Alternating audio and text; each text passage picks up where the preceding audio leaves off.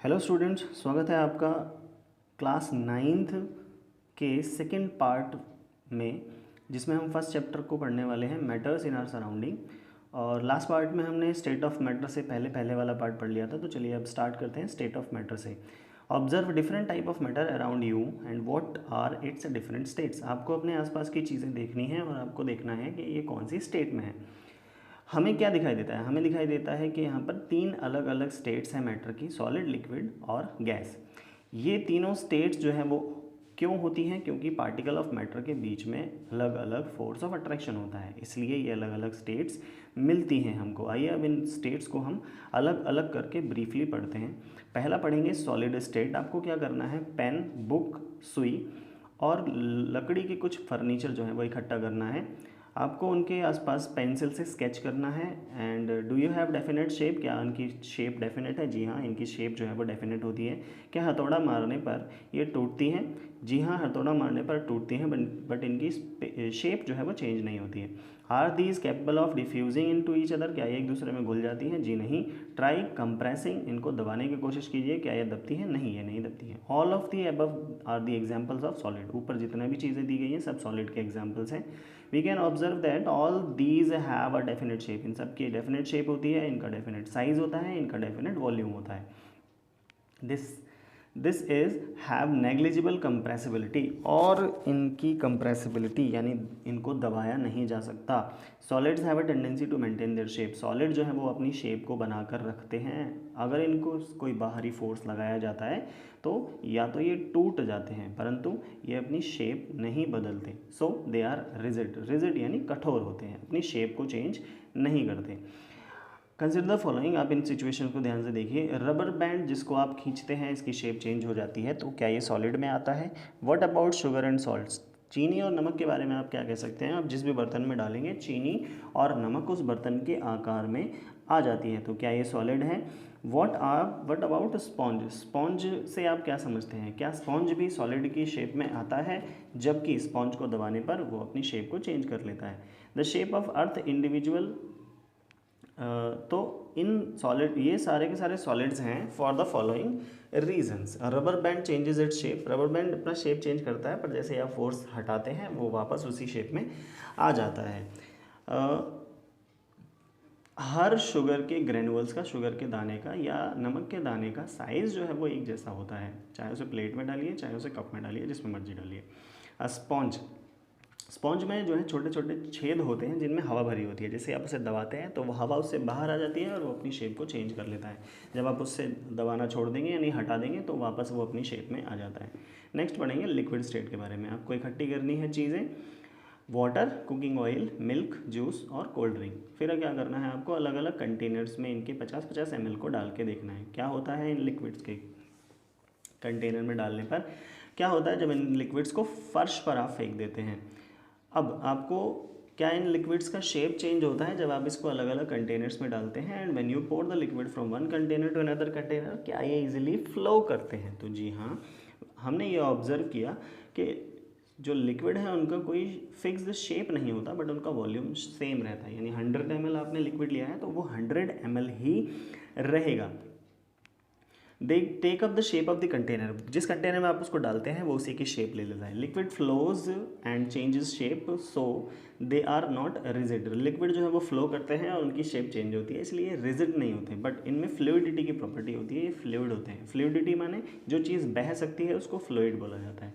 Activity 1.4 और 1.5, where we saw the solid and liquid can diffuse into liquids. जहाँ हमने देखा कि सॉलिड और लिक्विड दोनों ही लिक्विड में डिफ्यूज हो सकते हैं यानी घुल सकते हैं।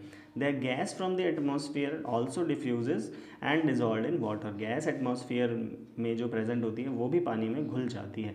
दीज गैसेज, ये सारी गैसेज कौन सी? जैसे कार्बन डाइऑक्साइड और ऑक्सीजन, ये बहुत ज़रूरी होती हैं एक्वेटिक एनिमल्स और प्लांट्स के लिए, क्योंकि ये पानी में घुली हुई होती हैं और उसी पानी में घुली हुई गैस या ऑक्सीजन की वजह से ये जो प्लांट्स हैं ये सांस ले पाते हैं। All the living creatures need to breathe. सारे जो भी जीवित प्राणी हैं उन सबको सांस लेने की ज़रूरत होती है। वो सारे के सारे जो जीवित प्राणी हैं वो सांस लेते हैं। And the aquatic animals can breathe under water. Aquatic animals जो हैं वो पानी के नीचे सांस ले पाते हैं, क्योंकि पानी में घुली हुई ऑक्सीजन जो है उन्हें मिलती है। Thus we may conclude that solid liquid and gas can diffuse into liquid. इसलिए हम ये कह सकते हैं कि सॉलिड लिक्विड और गैस जो है वो लिक्विड के अंदर आसानी से घुल सकती है। The rate of diffusion of liquid is higher.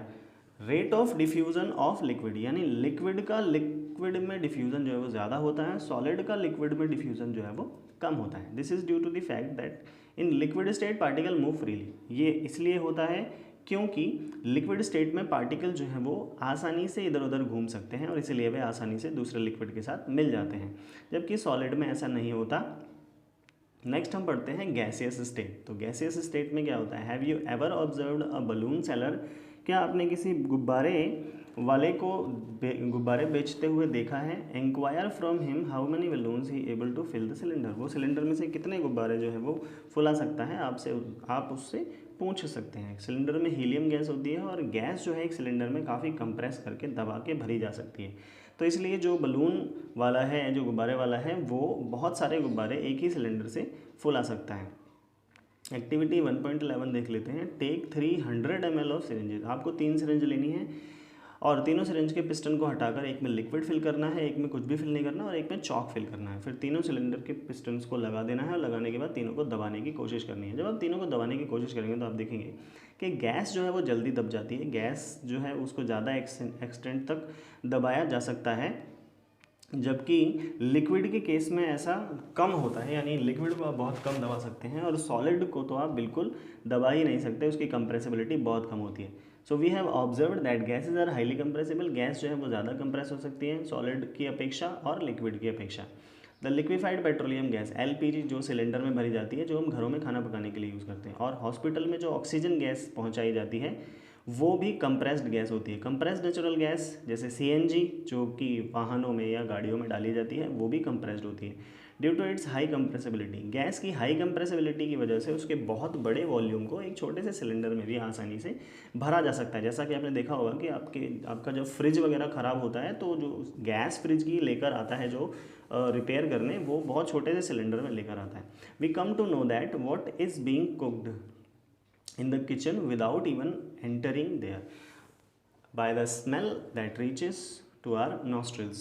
हम ये पता लगा लेते हैं कि रसोई में क्या बन रहा है जस्ट उसकी स्मेल को लेकर।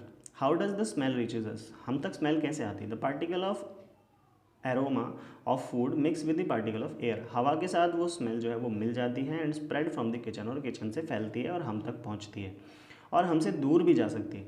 The smell of hot cooked food reaches us in seconds. जो गर्म खाना होता है उसकी स्मेल हम तक बहुत जल्दी पहुंच जाती है, जबकि ठंडे खाने में ऐसा नहीं होता, क्योंकि डिफ्यूज़न जो है वो ज़्यादा होता है गैस का।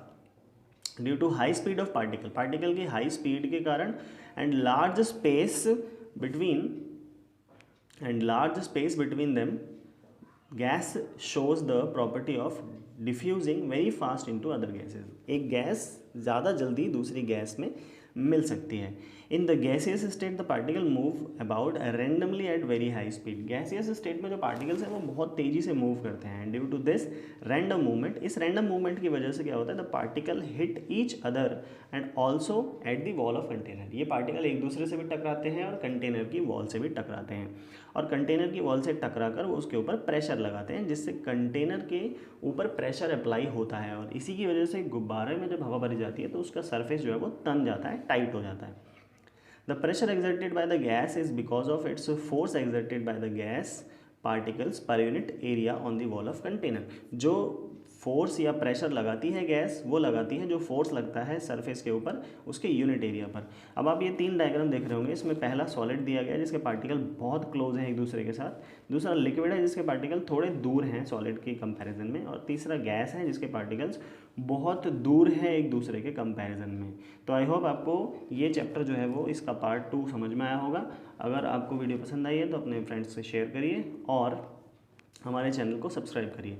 Thank you for listening and have a nice